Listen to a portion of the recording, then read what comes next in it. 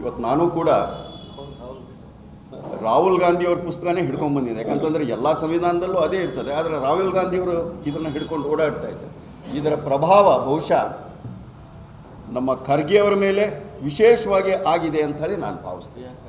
ಪ್ರಿಯಾಂಕಾ ಖರ್ಗೆಯವರ ಮೇಲೆ, ಮಲ್ಲಿಕಾರ್ಜುನ್ ಖರ್ಗೆಯವರ ಮೇಲೂ ಕೂಡ ಆಗಿದೆ. ಆದರೆ ಪ್ರಿಯಾಂಕಾ ಖರ್ಗೆಯವರ ಮೇಲೆ ಹೆಚ್ಚು ಆಗಿದೆ. ಅದು ಹೆಚ್ಚಾಗಿರೋದು ಹುಚ್ಚಾಗಿದೆ ಅನ್ನುವಂಥದ್ದು, ಅನ್ನೋದಕ್ಕಿಂತ ಹೆಚ್ಚಾಗಿ ಹುಚ್ಚಾಗಿದೆ. ಇದನ್ನು ಬಗಲ್ನಲ್ಲೇ ಇಟ್ಕೊಂಡು, ಆದರೆ ಇದರೊಳಗೆ ಏನಿದೆ ಅನ್ನುವಂಥದ್ದು ಅವ್ರು ನೋಡಿದಾರೋ ಇಲ್ಲೋ ಗೊತ್ತಿಲ್ಲ. ಸಂಘ ಹೇಳ್ತಕ್ಕಂಥ ವಿಚಾರ ಏನಿದೆ ಅದು ಸಂವಿಧಾನಬದ್ಧವಾಗಿರ್ತಕ್ಕಂಥ ವಿಚಾರ. ಈ ದೇಶದೊಳಗೆ ಹಿಂದೂ ಸಂಘಟಿತವಾದರೆ ಈ ದೇಶದ ಪ್ರಜಾಪ್ರಭುತ್ವ ಉಳಿತದೆ. ಈ ದೇಶದಲ್ಲಿರ್ತಕ್ಕಂಥ ಸಂವಿಧಾನದಲ್ಲಿ ಪ್ರಸ್ತಾಪ ಮಾಡಿರ್ತಕ್ಕಂಥ ಪ್ರಜಾಪ್ರಭುತ್ವ, ಸಂವಿಧಾನದಲ್ಲಿ ಪ್ರಸ್ತಾಪ ಮಾಡಿರ್ತಕ್ಕಂಥ ಯಾವುದು ಜಾತ್ಯತೀತ ಸೆಕ್ಯುಲರ್ ಅಂತ ಏನು ಕರೀತಾರೆ ಅದು ಕೂಡ ಅದನ್ನೇ ಸಂಘ ಪ್ರಸ್ತಾಪ 100 ವರ್ಷಗಳಿಂದ ಪ್ರಸ್ತಾಪ ಮಾಡ್ತಾ ಇದೆ.